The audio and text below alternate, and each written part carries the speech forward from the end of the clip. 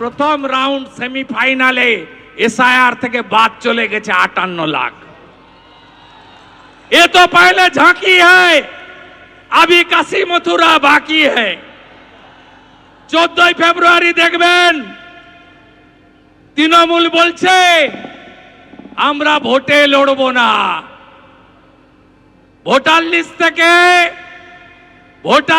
থেকে আরো অবৈধ ভোটার, ভুয়া ভোটার আর লাভলি খাতুন নাকি খাতুন এদের মতো বাংলাদেশি মুসলিম অনুপ্রবেশকারী রোহিঙ্গা মুক্ত ভোটার লিস্ট হবে। এসআইআরে কি হতে যাচ্ছে তার ট্রেলারটা দেখেছেন তো? দিল্লিতে বেরিয়ে এসে তৃণমূলের সেকেন্ড ইন কমান্ড বলছে এই ভোটার লিস্ট মানি না, এখন থেকে বলছে।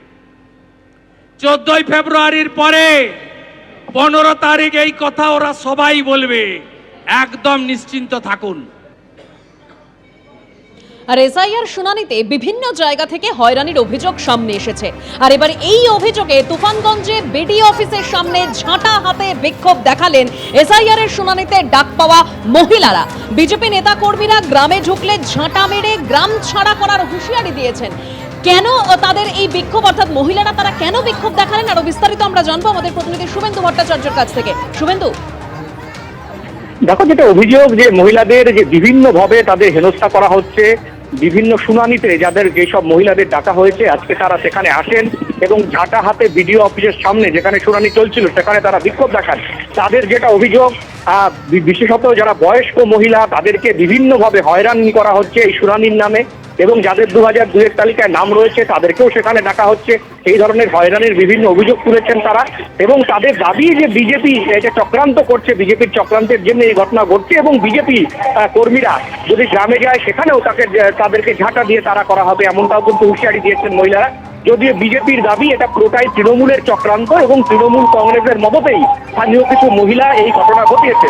যদিও পুরো অভিযোগ অস্বীকার করেছে তৃণমূল কংগ্রেস। তাদের দাবি এই ঘটনার সাথে তৃণমূল কংগ্রেস কোনোভাবেই জড়িত নয়। স্থানীয় মহিলা যারা দীর্ঘদিন থেকে এই হেনস্থার শিকার হচ্ছেন এই শুনানির নাম করে এবং এসআইআর প্রক্রিয়ায়, তারাই কিন্তু বাধ্য হয়ে আজকে সেই ঘটনাস্থলে আসে এবং তারা বিক্ষোভ দেখায়। যদিও ঘটনার পর এলাকায় উত্তেজনা ছড়ায়, বক্সিরহাট থানার পুলিশ সেখানে পৌঁছায়, পরে পুলিশ গিয়ে সেই মহিলাদের সেখান থেকে সরিয়ে দেয়। কিছুক্ষণের জন্য উত্তেজনা ছড়ালেও পরবর্তীকালে কিন্তু কিছুটা শান্ত হয়। ধন্যবাদ শুভেন্দু। এবিপি আনন্দ, এগিয়ে থাকে, এগিয়ে রাখে।